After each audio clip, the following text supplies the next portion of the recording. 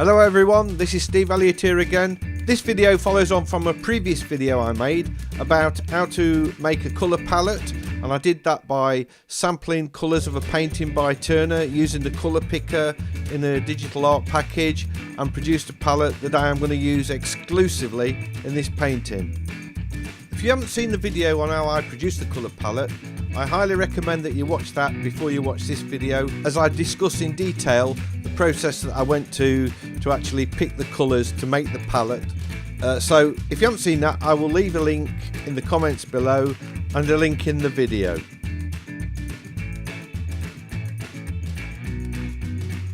So with this painting, I am going to avoid using the colour picker and the advantage of selecting from millions of colours available using that picker, and I am going to restrict myself to using only the colours that are in the palette available in Artrage that I have selected. The advantages of this, working with a limited palette of harmonious colours, I know that when I've finished I am going to have a painting that is harmonious throughout, and there's no sort of areas that look as though they don't belong, because I'm working with colours that are very limited and are going to be used across the whole of the painting. Although I didn't strictly need any colour theory to produce the palette, I just opened up a painting by a master, in this case Turner, and used the picker to select the colours. I'm not suggesting for 1 minute that you should ignore colour theory, and you don't need that, because I don't think a little bit of colour theory will do you any harm.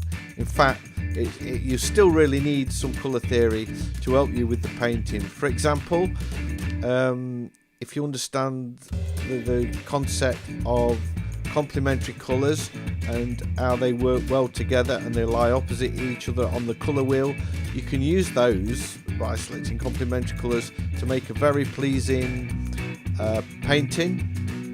So you still need that theory, even though you're working with a limited palette. You're going to need to know which colours to pick and where to put them to give you the best effect.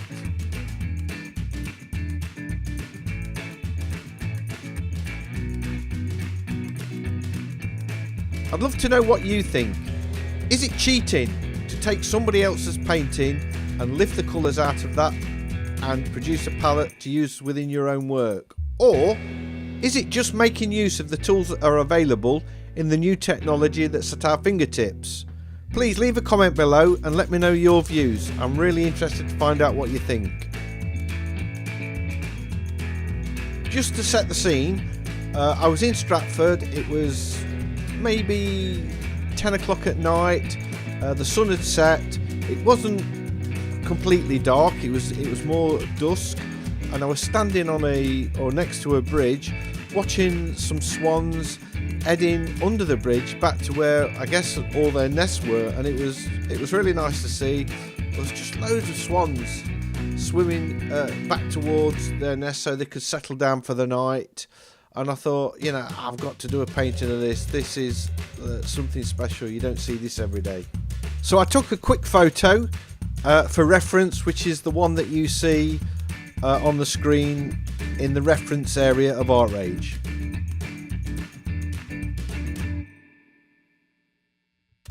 Right, let's talk about the painting. I was so eager to get on with the painting and use my new palette that I waded straight in with the paintbrush. I didn't want to do any drawing, I just wanted to get that paint onto the canvas and see how this palette looked. Fortunately for me, it's a fairly simple scene, not too much detail, so not doing a sketch didn't give me too many problems.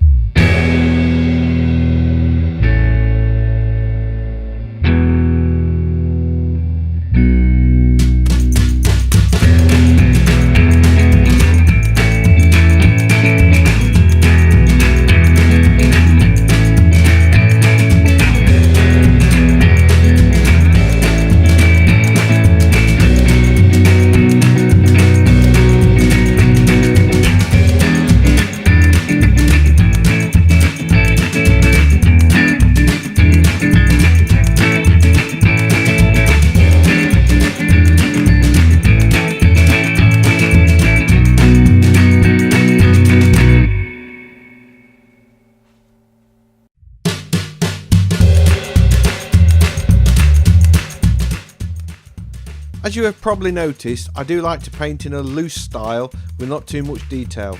So every now and again I have to stop myself and pull back from adding that detail and sort of scrubbing it out.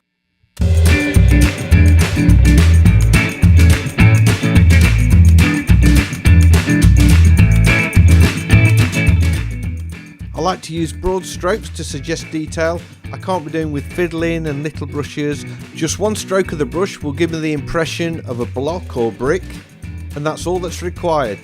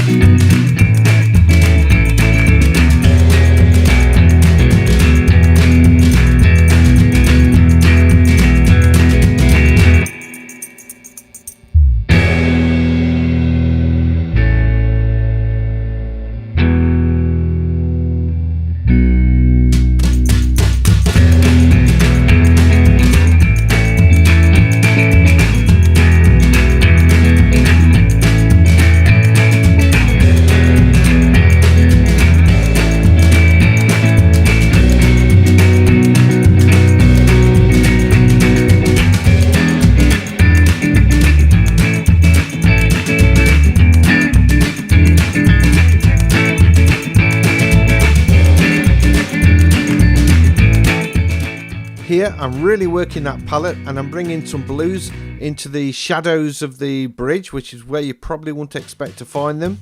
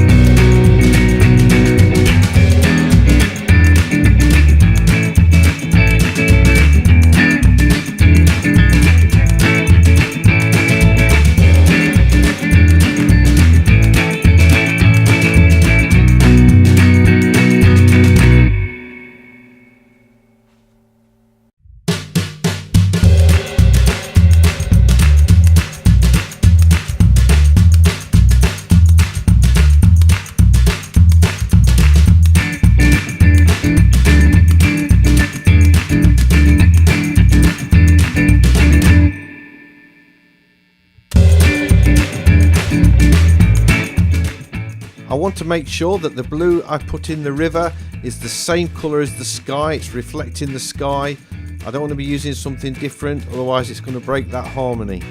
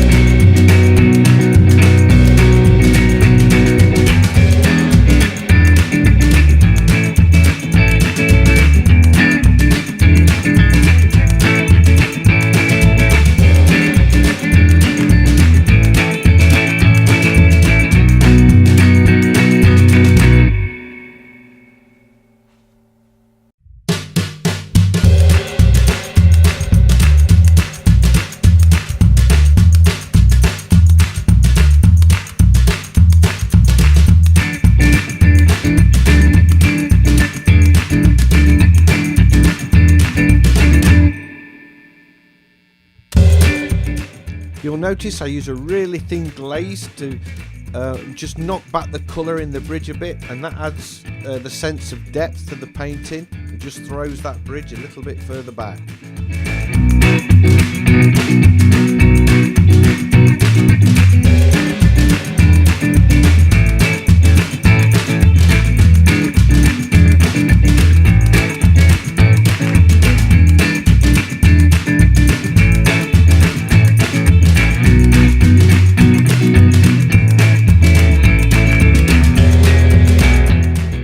Right, now for the swans. I created a new layer for the swans because I knew that I didn't want to disrupt the water, and I was going to be scrubbing them out and moving them around a bit because these are going to be painted freehand, and I'm not really sure what I'm doing at all. I think in this part of the painting I struggled with the palette more than anywhere else, and I really wanted to add new colours. I kept looking at the reference photo and I wanted to use a lighter, warmer colour for the swans, but I didn't. I stuck to the palette, I stuck to my guns, and I kept working with them, and in the end I was really pleased how it came out.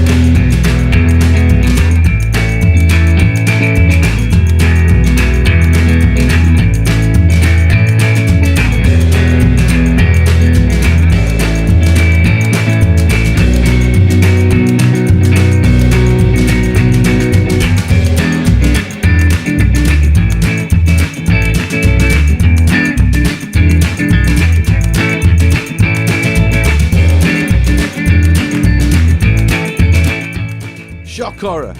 At this point, I really do cheat. I'm thinking, you know what? Let's use these tools in the digital package that you cannot do in conventional painting. And I drew a lasso around the swans and I duplicated it. And it wasn't because I was just going to copy the swan and leave it like that. I thought, why do I need to search out and paint another shape of a swan? I've got one here already.